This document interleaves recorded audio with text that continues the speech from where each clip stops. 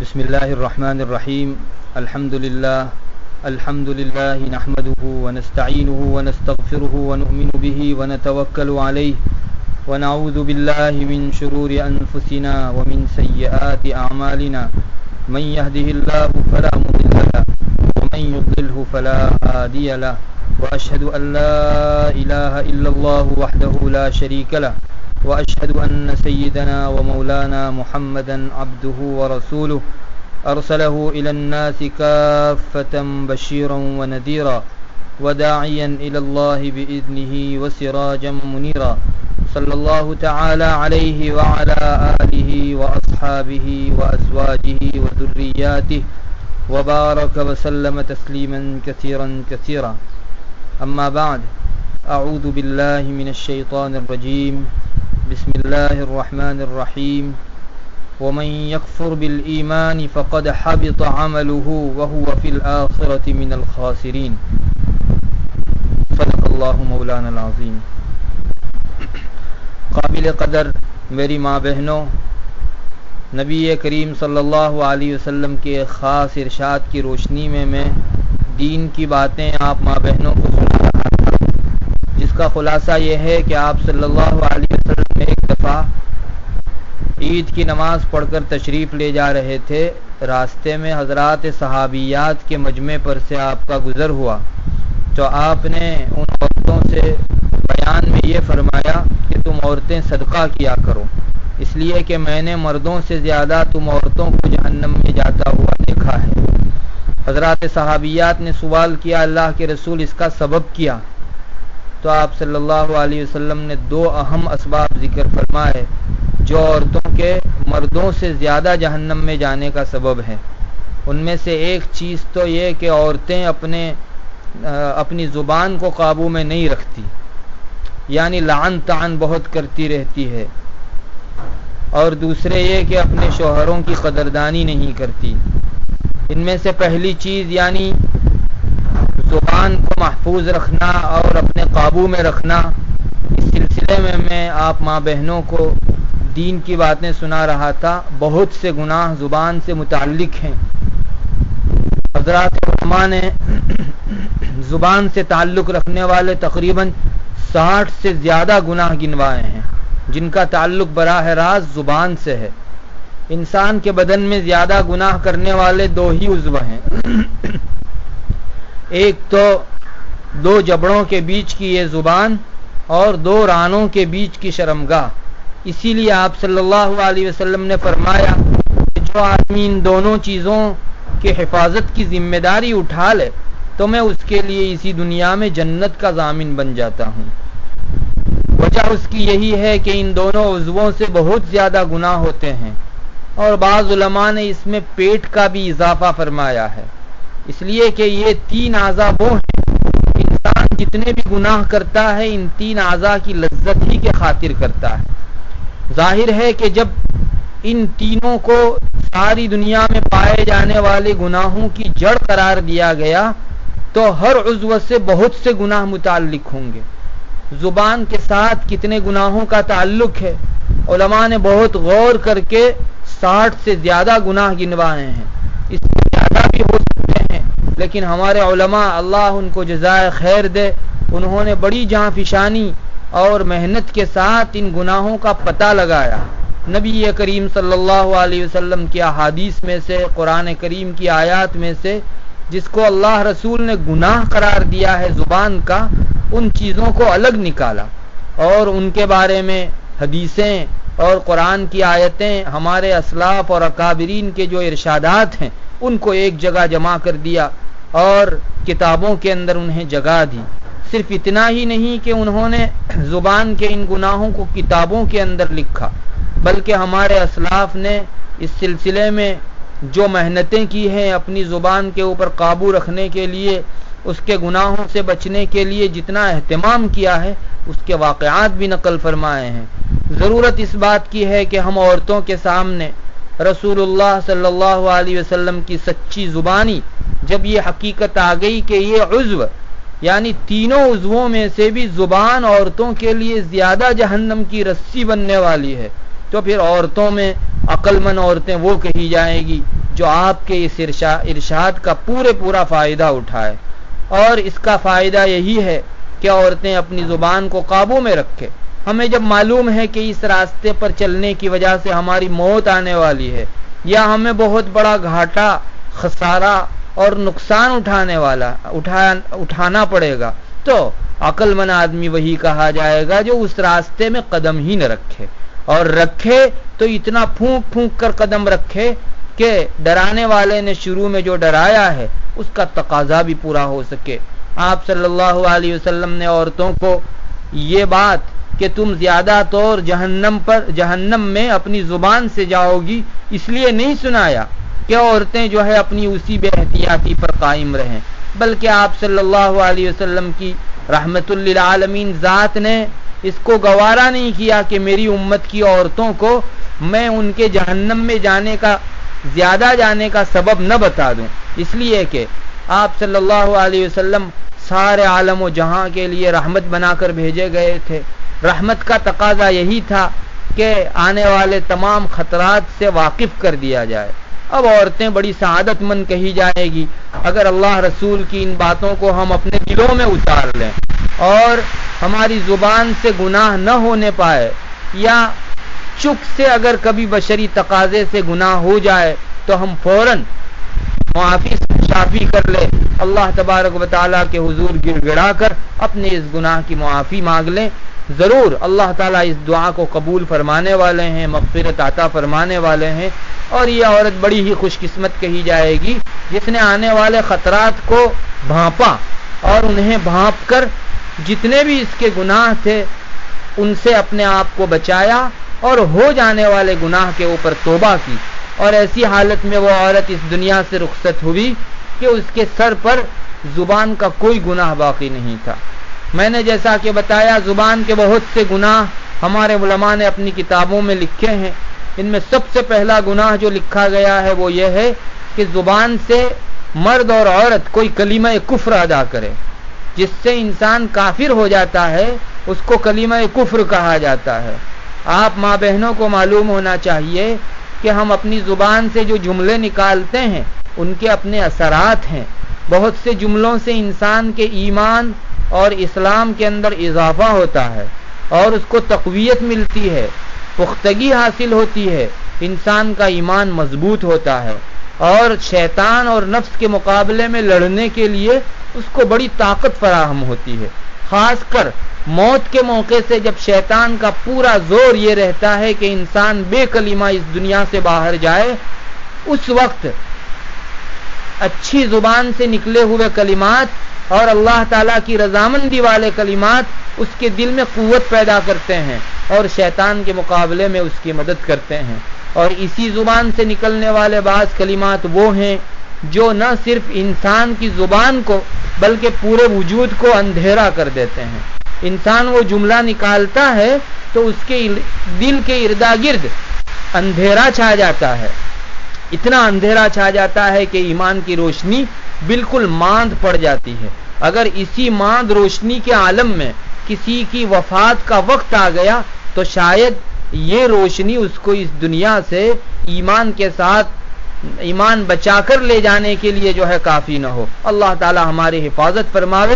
ہمیں ضرورت اس بات کی ہے کہ ہمارے دلوں میں مضبوطی کا سامان پیدا کریں، روشنی زیادہ سے زیادہ حاصل ہو، اور موت کے موقع سے جب ہم بالکل کمزور پڑ چکے ہوں گے ہم کو شیطان اور نفس کا مقابلہ کرنے کی سکت ہو، اتنی زیادہ قوت اپنے دل میں پیدا کر لینی چاہیے. اور میں نے جیسا کہ بتایا وہ قوت جہاں بدنی اعمال سے پیدا ہوتی ہے زبان سے اچھے کلمات نکالنے سے بھی پیدا ہوتی ہے. ایک آدمی اگر سبحان اللہ کہتا ہے، الحمدللہ کہتا ہے، لا الہ الا اللہ کہتا ہے، استغفر اللہ کہتا ہے، لا حول ولا قوت الا باللہ کہتا ہے، درود شریف پڑھتا ہے اور اللہ کی یاد کرتا ہے، صرف اللہ بولتا ہے، تو بھی اس کے دل کو ایک خاص قوت نصیب ہوتی ہے. اور یہ قوت بڑھتے بڑھتے اتنی مضبوط ہو جاتی ہے کہ زندگی بھر انسان کو گناہوں سے حفاظت کے لیے کافی ہو جاتی ہے. اور جیسا کہ ابھی بتایا گیا یہی زبان کبھی کوئی جملہ ایسا نکال دیتی ہے کہ پچھلی ساری عبادتیں دھری کی دھری رہ جاتی ہیں اور یہ ایک کلمہ کام کر جاتا ہے کفر کا اور انسان کے ایمان کو ختم کر کے رکھ دیتا ہے۔ اللہ تعالی ہماری حفاظت فرمائے۔ ہمارے علماء نے جہاں کہیں کلمہ کفر کا تذکرہ فرمایا ہے تقریباً سبھی جگہوں کے اوپر والعیاذ باللہ وہ ضرور لکھتے ہیں، اس لیے کہ ایمان کے بعد کفر جیسی بدترین کوئی چیز نہیں ہے۔ ایک آدمی نرا کافر ہے، پیدا ہوا تب سے کفر ہی کے اندر ہے، اب تک بھی کفر ہی کے اندر ہے، تو وہ آدمی اتنا زیادہ خسارے میں نہیں جتنا کہ وہ مومن جو پہلے ایمان والا تھا اور بعد میں کفر کے اندر وہ چلا گیا، اس لیے کہ اسے تو ایمان کی چاٹ لگ چکی ہے، اس کے باوجود بھی اس نے کفر اختیار کیا۔ اسی لیے تو اگر کفار پہلے سے اسلامی سلطنت کے اندر موجود ہیں تو ان سے فقط ٹیکس لے لیا جاتا ہے اور ان کو رہنے دیا جاتا ہے، لیکن اگر کوئی مسلمان کفر کا کلمہ بول کر یا کافرانہ حرکت کر کے کافر ہو جاتا ہے تو اس مسلمان مرد کو جو ابھی کافر ہو گیا اس کو جینے کا حق نہیں دیا جاتا۔ 3 دن تک اگر وہ ایمان و اسلام لے آتا ہے تب تو ٹھیک، اگر مرد ہے اور 3 دن تک وہ ایمان و اسلام نہیں لے آیا تو اسلامی سلطنت کے اندر اس کا گلا کاٹ دیا جاتا ہے، اس کو اس دنیا میں جینے کا حق نہیں دیا جاتا، مار ڈالا جاتا ہے۔ وجہ اس کی یہی ہے کہ یہ تو وہ شخص تھا جس کو ایمان کی چاٹ لگ چکی تھی، ایمان کی چاشنی وہ چکھ چکا تھا، اس کے باوجود بھی کفر کا کلمہ نکالا۔ تو زبان کے سب گناہوں میں ایک بہت بڑا گناہ اپنی زبان سے کفر کا کلمہ نکالنا بھی ہے۔ میری ماں بہنوں، زبان سے کفر کا کلمہ نکالنا یہ اتنی عام سی بات ہو گئی ہے کہ بہت سے لوگ اپنی زبان سے دن بھر میں کفر کے کلمے نکالتے ہیں اور انہیں شعور بھی نہیں ہوتا، پتہ بھی نہیں چلتا کہ ہم اپنی زبان سے کفر کا کلمہ نکالتے ہیں۔ کبھی کبھی اپنے مجلس والوں کو ہنسانے کے لیے دین کے کسی شعار کے متعلق ہم کوئی مذاق کا کلمہ نکال دیتے ہیں، ٹھٹھے کا کلمہ نکال دیتے ہیں، کبھی کبھی اللہ کی ذات کے اوپر کوئی جملہ ہم ایسا کس دیتے ہیں جس سے انسان دائرہ ایمان میں باقی نہیں رہتا، کافر ہو جاتا ہے۔ کبھی کبھی اسلام کے بعض احکام سے ہم کھلواڑ کر لیتے ہیں اور ان کی حیثیت حکم اور احکام ہونے کے ساتھ ساتھ شعار کی بھی ہوتی ہے، تو ایسے موقع کے اوپر وہ آدمی ایمان سے نکل کر کفر کے دائرے میں داخل ہو جاتا ہے۔ بہت ضرورت اس بات کی ہے کہ ہم لوگ اس سلسلے میں خوب سنبھالیں، اس لیے کہ ایمان کے بعد کفر جیسی بدترین اس دنیا کے اندر اور کوئی چیز نہیں ہے۔ اگر کوئی آدمی اپنی خوشی سے اپنی زبان سے کلمہ کفر نکالتا ہے، کسی آدمی نے اس پر زبردستی نہیں کی اور خوشی سے چاہے مذاق کرنے کے موڈ میں ہو تو وہ آدمی کافر کہا جاتا ہے، چونکہ اس نے کلمہ کفر اپنی زبان سے نکالا۔ ہاں، اگر کسی شخص کے اوپر زبردستی کی گئی اور وہ زبردستی بھی اتنے درجے کی ہے کہ اس کو کہا گیا یہ کفر کا کلمہ بولو، اگر نہیں بولو گے تو مار ڈالے جاؤ گے یا تمہارا ہاتھ پاؤں کاٹ ڈالا جائے گا، اتنے درجے کا اگر اکراہ ہے، زبردستی ہے، تو اسلام میں اس کا حکم دیا گیا ہے کہ اس آدمی کو اپنے دل میں ایمان باقی رکھتے ہوئے صرف زبان سے اس کلمہ کفر بولنے کی اجازت ہے، لیکن وہ بھی فقط گنجائش ہے۔ باقی عظیمت کی بات تو یہی ہے کہ اس وقت بھی انسان جیسے اپنے دل کے اندر ایمان کو باقی رکھے ہوئے ہے، اپنی زبان سے بھی کفر کا کلمہ نہ نکالے۔ اگر اسی حالت میں صبر کرتے کرتے یہ آدمی مر گیا تو اس کو بہت بڑی شہادت کا ثواب ملے گا۔ نبی کریم صلی اللہ علیہ وسلم کے زمانے میں اس طرح کے 2 واقعے پیش آئے تھے۔ چنانچہ 2 صحابی ایک جگہ جا رہے تھے، کفار نے انہیں پکڑا اور ان سے کفر کا کلمہ، نبی کریم صلی اللہ علیہ وسلم کو گالی دینے کا تقاضا کیا، مطالبہ کیا۔ ان میں سے ایک صحابی نے تو کہا کہ میں تو رسول اللہ صلی اللہ علیہ وسلم کو گالی نہیں دے سکتا، چنانچہ ان کو سولی پر چڑھا دیا گیا، شہید کر ڈالا گیا۔ اور دوسرے صحابی نے، انہیں پتا تھا کہ میرے دل میں تو اللہ کے رسول کو گالی دینے کا جذبہ نہیں ہے، اگر میں ان کے کہنے سے صرف زبان سے نکال دوں گا تو میری جان بچ جائے گی اور ہو سکتا ہے ان کے دل میں یہ ہو کہ میں آئندہ مزید عبادات کر سکوں گا۔ حضرات صحابہ کے جذبات بڑے اچھے ہوا کرتے تھے، چنانچہ انہوں نے زبان سے کلمہ کفر ادا کر دیا۔ پھر وہ نبی کریم صلی اللہ علیہ وسلم کے پاس آئے اور انہوں نے پورا واقعہ سنایا۔ نبی کریم صلی اللہ علیہ وسلم نے جو شہید ہو گئے تھے اس صحابی کے متعلق غالباً سید الشہداء کا لقب عنایت فرمایا کہ وہ تو شہداء کے سردار ہیں، بہت بڑا کام کیا، اپنی جان گنوا دی لیکن اپنی زبان سے کلمہ کفر بولنا گوارا نہیں کیا، مگر چونکہ گنجائش ضرور تھی، دل میں ایمان ہو اور زبردستی اتنے درجے کی ہو مار ڈالنے کی تو انسان کلمہ کفر بول دے، اور اس صحابی نے گنجائش سے فائدہ اٹھایا تھا تو آپ صلی اللہ علیہ وسلم نے اس صحابی کو بھی فرمایا کہ دیکھو تمہارے ساتھ اگر دوبارہ اس طرح کا واقعہ پیش آئے تو تم ایسا ہی کرنا، یعنی تمہیں گنجائش ہے دوبارہ بھی جبکہ تمہارے دل میں ایمان باقی ہو کفر کا کلمہ نکال لو۔ لیکن میری ماں بہنوں ہمارا تو حال یہ ہے کہ کوئی زبردستی نہیں ہوتی، صرف مجلس کو گرمانا مقصود ہوتا ہے، لوگوں کو خوش کرنا مقصود ہوتا ہے، ٹائم پاس مقصود ہوتا ہے، اور ہم لوگ اپنی زبان سے جملے کفر کے نکالتے ہیں، اللہ اور اس کی ذات سے مذاق کے لیے نکالتے ہیں، اللہ کی صفات سے کھلواڑ کرنے کے جو ہے کلمے نکالتے ہیں۔ کسی طرح ایک مسلمان کو اس کی گنجائش نہیں۔ ہمارے پاس موجود ہمارا یہ ایمان بہت بڑی نعمت ہے، لاکھوں کروڑوں روپیے کیا ساتوں کائنات اگر جو ہے اس کے لیے خرچ کر دی جائے اس ایمان کا بدل نہیں ہو سکتی۔ ہمیں اس ایمان کی قدر کرنی چاہیے، اور یہ ایمان اتنا نازک ہے کہ زندگی بھر 60 سالہ کوئی آدمی عبادت کرے اور ایک چھوٹا سا کفر کا کلمہ بول دے تو 60 سالہ ساری عبادتوں پر ایک جملے کی وجہ سے پانی پھر جاتا ہے۔ اس لیے بہت نازک بات ہے، اور علامہ شامی نے اپنی کتاب کے اندر لکھا ہے کہ اس وقت کون کون سے کلمے بولنے سے، کون کون سے واقعہ اور کون کون سے جملے بولنے سے آدمی کافر ہو جاتا ہے، اس کا علم حاصل کرنا ہر مسلمان پر فرض عین ہے۔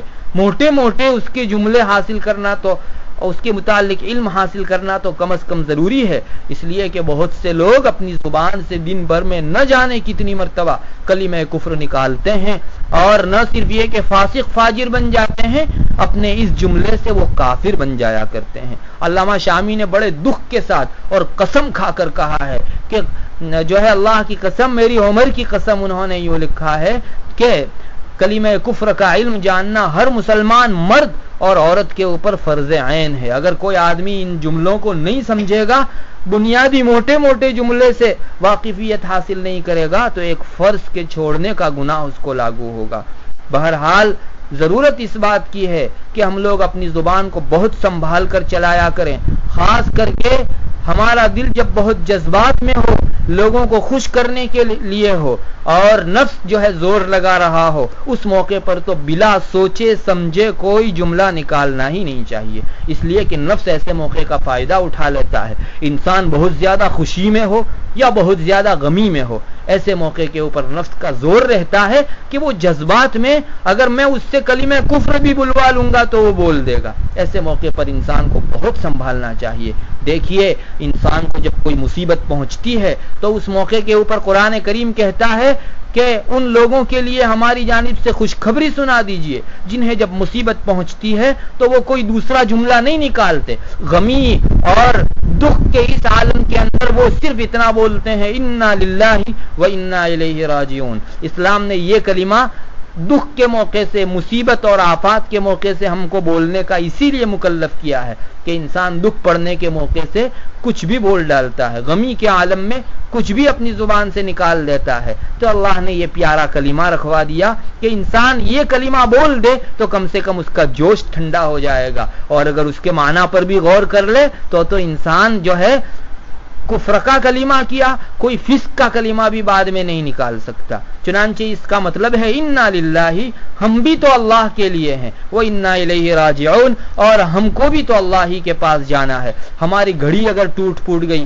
چائے کی پیالی ٹوٹ گئی، ہمارے گھر کے اندر سے کسی کی وفات ہو گئی، گھر ٹوٹ پڑا، تو اگر انسان معنی کا استحضار رکھتے ہوئے یہ کلمہ پڑھ لے کہ آخر ہم بھی تو اللہ کے لیے ہیں، اور اللہ کے پاس یہ چیز گئی ہے، ہمارا یہ عزیز گیا ہے، ہم کو بھی وہیں جانا ہے، تو اس کے دل کو کتنی ٹھنڈک ہو جائے گی۔ دنیا میں کفار جو ہیں مصیبت آنے کے موقع سے ایسے کلمے نکال دیتے ہیں جو اللہ پر اعتراض والے کلمے ہیں، لیکن مومن کی یہ شان نہیں ہے۔ اللہ تعالیٰ نے اس کی زبان کو قابو میں رکھنے کے لیے یہ کلمہ مشروع فرما دیا کہ جو ہی مصیبت پہنچے انا للہ و انا الیہ راجعون، اس کو فوراً بول ڈالنا چاہیے۔ میری ماں بہنوں، جیسا کہ علامہ شامی نے آج سے 200 سال پہلے تقریباً یہ بات فرما دی تھی کہ لوگوں کی زبان پر آج کل کلمہ کفر بہت آتے ہیں، اور اس کا بھگتان جو ہے وہ کوئی چھوٹا نہیں ہے۔ اگر انسان فاسق ہو جاتا ہے، گنہگار ہو جاتا ہے، تو اس میں صرف توبہ کر لے آدمی اور اللہ تعالیٰ کے ہاں اس کی توبہ قبول ہو، کام چل جاتا ہے۔ صغیرہ گناہ ہے تو نماز پڑھنے کی وجہ سے وہ صغیرہ گناہ خود بخود معاف ہو جائے گا، لیکن کفر ایک ایسی چیز ہے، اللہ تعالیٰ کو اگر یہ چیز اس موقع سے ناپسند آ گئی تو اس کو آئندہ ایمان کے اندر داخلے سے محروم کر دیا جائے گا۔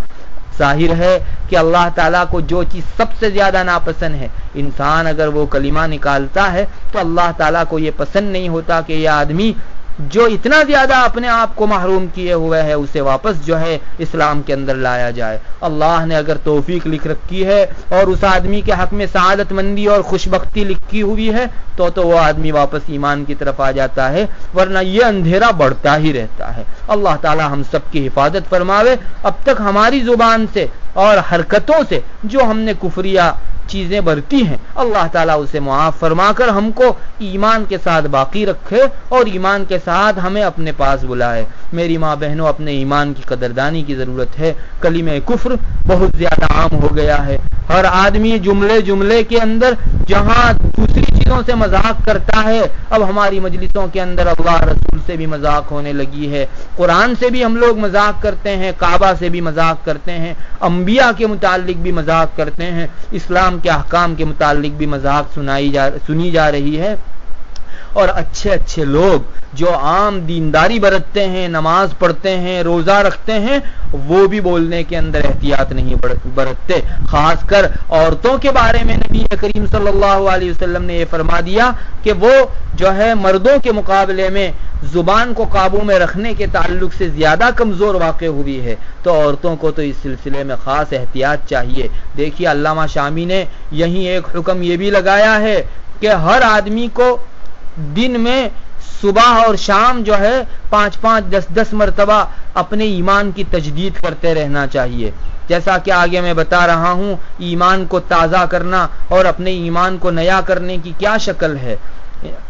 اور اس جگہ علامہ شامی نے یہ بھی لکھا ہے کہ جن کی شادیاں ہو چکی ہیں ان لوگوں کو مہینے میں 2 مرتبہ اپنا نکاح بھی دہرانا چاہیے، اس لیے کہ کبھی کبھی مرد جو ہے اپنی زبان سے کفر کا کلمہ نکالتا ہے، اور اگر مرد نہیں نکالتا تو عورتیں تو اپنی زبان سے ضرور نہ ضرور کوئی جملہ ایسا نکال ہی دیتی ہے۔ علامہ شامی نے اس جگہ خاص طور پر عورتوں کا ذکر کر کے فرمایا ہے، اور اس کی وجہ یہی ہے۔ علامہ شامی کیا فرماتے؟ خود نبی کریم صلی اللہ علیہ وسلم نے اس حدیث میں یہ دکھا دیا کہ عورتیں اپنی زبان کو قابو میں رکھنے کے اعتبار سے بہت کمزور واقع ہوئی ہیں، اس لیے بڑا اہتمام کرنا چاہیے۔ کفر جیسے ہم کو ایک مردار بدبودار چیز پسند نہیں ہے، ویسے ہی ہم کو کفر سے بھی گھن ہونی چاہیے۔ ہم آگ کی طرف اس لیے اپنا ہاتھ نہیں بڑھاتے کہ ہم جل جائیں گے، ہمارا ہاتھ جل جائے گا، تو کفر کا کلمہ بھی ہم کو اس لیے نہیں بولنا چاہیے کہ ہمارا دل جل کے ختم ہو جائے گا، ہمارا ایمان ختم ہو جائے گا۔ کفر کے سزائیں بھی کتنی بڑی ہیں۔ ابھی میں نے جو آیت کریمہ تلاوت کی اس میں اللہ تعالیٰ یہی فرماتے ہیں وَمَن يَكْفُرْ بِالْإِيمَانِ فَقَدْ حَبِطَ عَمَلُهُ وَهُوَ فِي الْآخِرَةِ مِنَ الْخَاسِرِينَ۔ جو آدمی ایمان لانے کے بعد کفر کا کلمہ بولتا ہے یا کفر کی حرکت کرتا ہے، کافر بن جاتا ہے، تو اس کے پچھلے سارے اچھے کام، تمام عبادتیں، تمام فرما برداریاں پہلے نمبر کے اوپر تو سب کی سب مٹ جاتی ہیں۔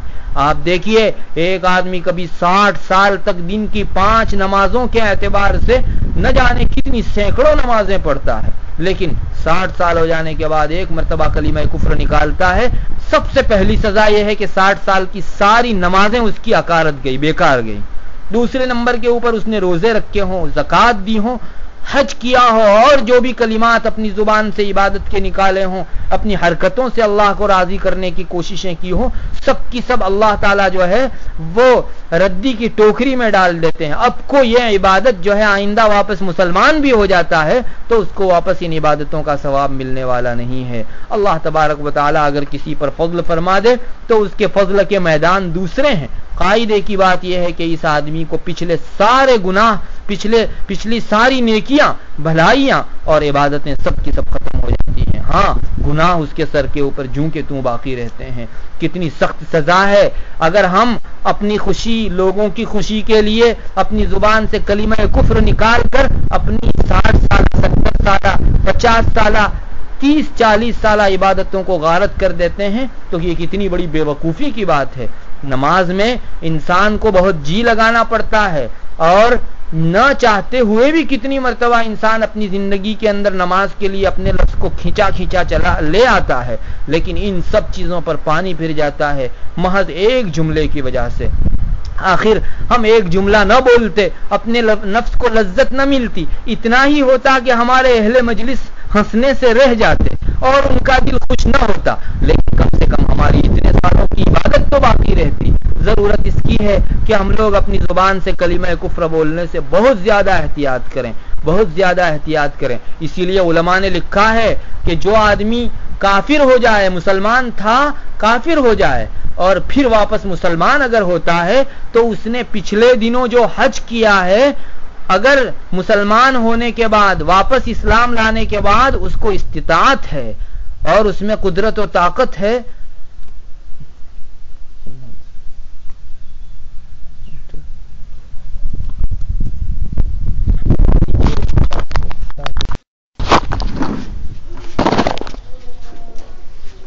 بسم اللہ الرحمن الرحیم.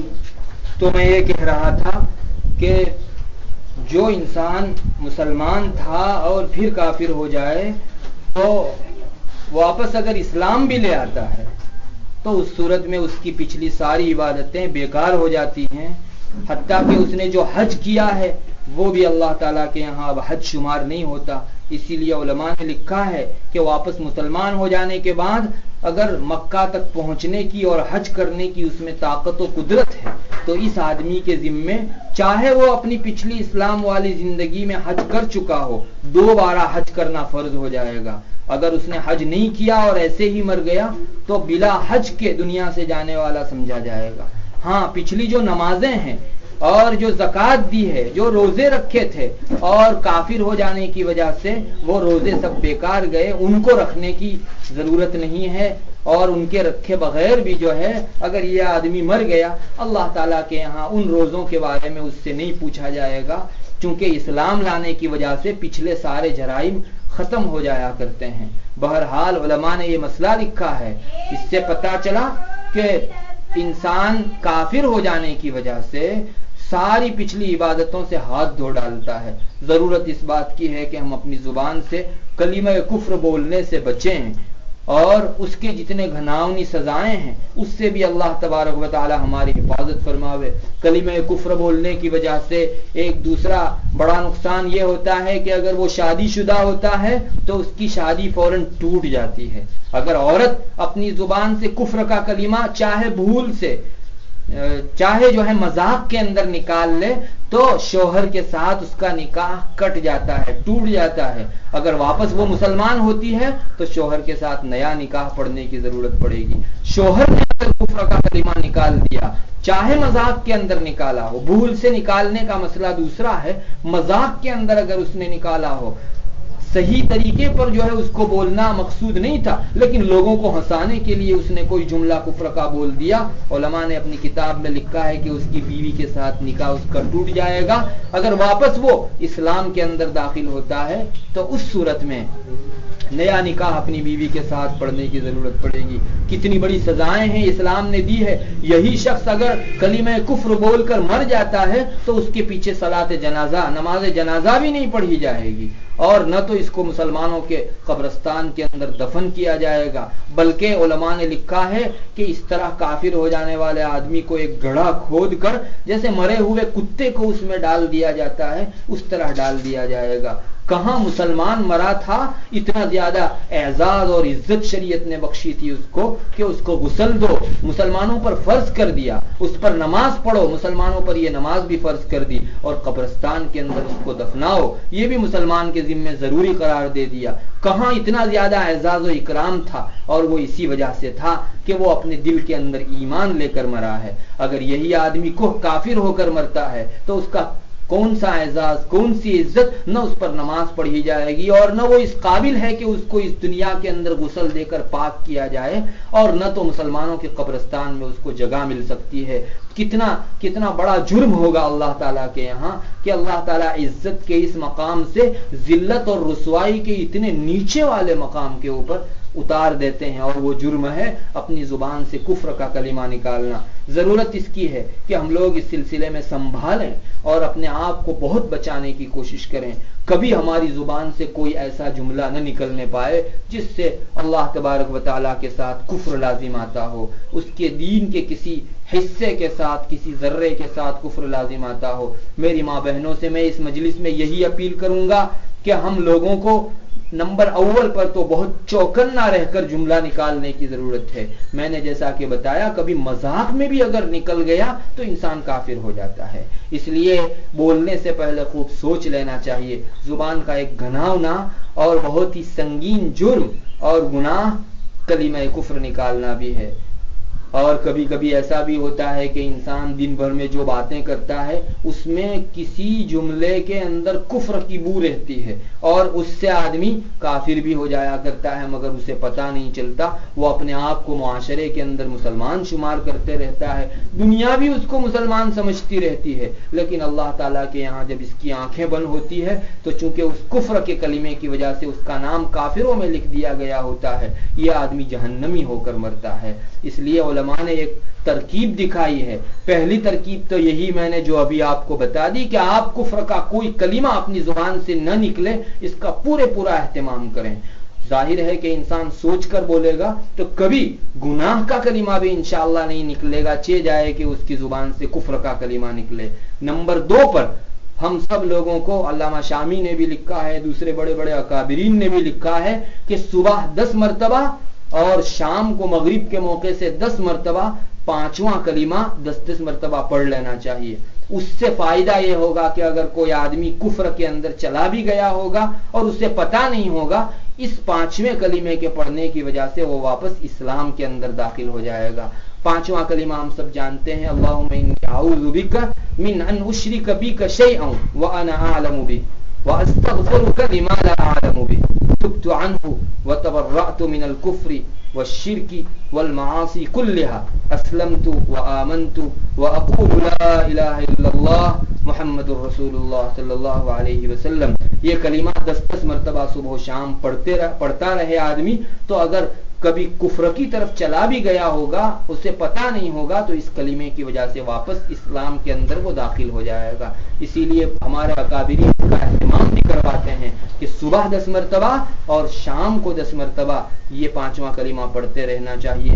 نبی کریم صلی اللہ علیہ وسلم کی پیشین گوئی بھی ہے کہ آخری زمانے کے اندر لوگوں کی ایسی حالت ہو جائے گی کہ صبح کا مومن شام کو کافر ہوگا اور شام کا مومن صبح کافر ہو جائے گا۔ یعنی اتنا جلدی لوگ جو ہے کفر کی طرف نکل پڑیں گے۔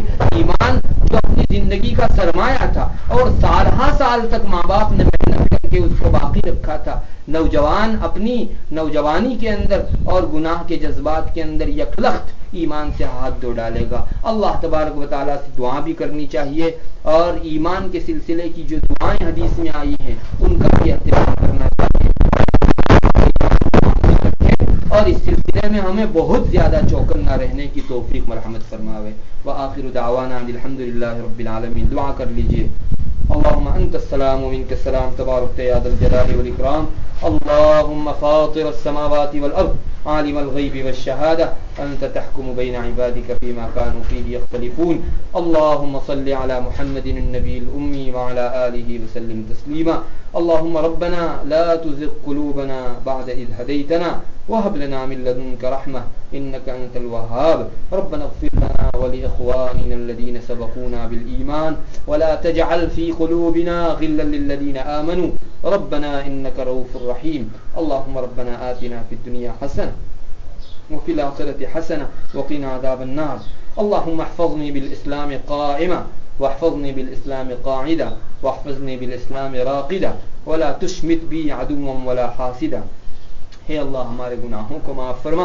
ہم لوگ بڑے گنہگار ہیں, بہت خطا کار ہیں. ہمارے چھوٹے بڑے نئے پرانے ہر قسم کے گناہوں کو معاف فرما. ہے اللہ ہم نے فسق و فجور تو کیا ہی ہے, بڑے بڑے گناہ کبیرہ کیے ہی ہیں. ہے اللہ ہم سے بہت سی مرتبہ کفر کی چیزیں بھی نکل گئی ہوں گی. ہے اللہ تو ہی ہمارے ایمان کا محافظ ہے, ہمارے نسل ہا نسل کے ایمان کا تو محافظ ہے. ہے اللہ تو نے اتنی بڑی نعمت ہمارے دلوں میں رکھی ہے جس کی قیمت پوری دنیا بلکہ تمام کائنات بھی نہیں بن سکتی. ہمیں اس کی قدردانی کی توفیق دے دے. اللہ ہمارا حال تو یہ ہے کہ اتنی بڑی نعمت ایک طرف یہ ہے اور دوسری طرف ہم چھوٹے چھوٹے مقصد کے لیے اس کو خرچ کر ڈالتے ہیں, اس کو جو ہے قربان کر دیتے ہیں, اور لوگوں کو ہنسانے کے لیے, اپنی مجلس گرمانے کے لیے, اور محض اپنے نفس کی لذت کے لیے ہم اپنے ایمان سے ہاتھ دھو دیتے ہیں. اے اللہ یہ ہمارا بہت بڑا جرم ہے, بہت بڑی ناقدری ہے. اے اللہ اتنی بڑی نعمت کی قدردانی تو یہ تھی کہ ہم ہمیشہ تیرے سامنے سجدے میں پڑے رہتے. تو نے بہت سے لوگوں کو اس ایمان سے آج محروم رکھا ہے. اے اللہ ہمارا کوئی استحقاق اور حق نہیں تھا, لیکن اس کے باوجود تو نے اپنا فضل فرمایا. اے اللہ ہمارے دلوں کے اس ایمان کو تو ہمیشہ باقی رکھ اور اس میں جلا بخش. اے اللہ ترقی عطا فرما اور موت کے موقع سے ہمیں ایمان کے ساتھ تیرے پاس آنے کی توفیق مرحمت فرما.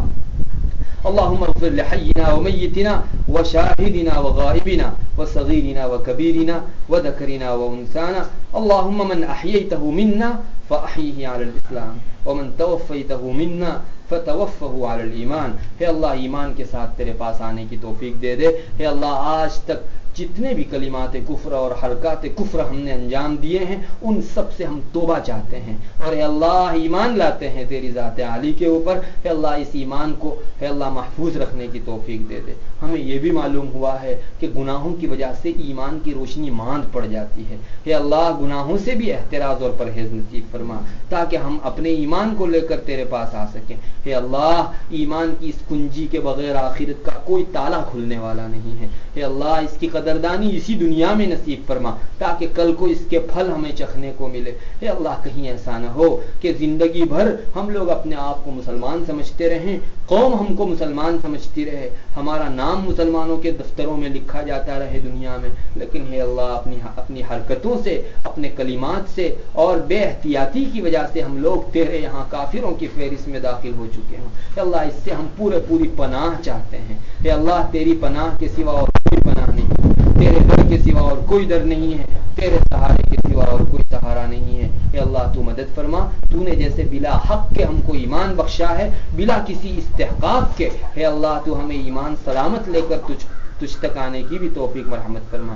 اے اللہ ہماری دنیا آخرت سب سدھار دے. یہاں آنے والی سب عورتوں کے آنے کو قبول فرما, ہم سب کے لیے ذخیرہ آخرت بنا. اے اللہ جنہوں نے اے اللہ بیان کے لیے یہ کوششیں کی ہیں ان سب کی کوششوں کو برابر فرما, ذخیرہ آخرت بنا دے. اے اللہ نجات کا, خلاصی کا, چھٹکارے کا ذریعہ بنا دے. اے اللہ تیرے دین کی ان باتوں کو زیادہ سے زیادہ سننے اور اپنے دلوں میں اتارنے اور اپنے عمل کے اندر لانے کی توفیق مرحمت فرما. اے اللہ ہمیں پورا یقین ہے اگر دنیا کے جنتر منتر اپنا ہے اللہ ظاہری اثر رکھتے ہیں, تیری باتیں حقیقی اور باطنی اثر رکھتی ہے. اے اللہ ہمیں پوری امید ہے کہ ہمارے دلوں کے اندر یہ چیز جگہ پا کر رہے گی. اے اللہ ہمارے کانوں سے اس کو تو سننے کی فرما.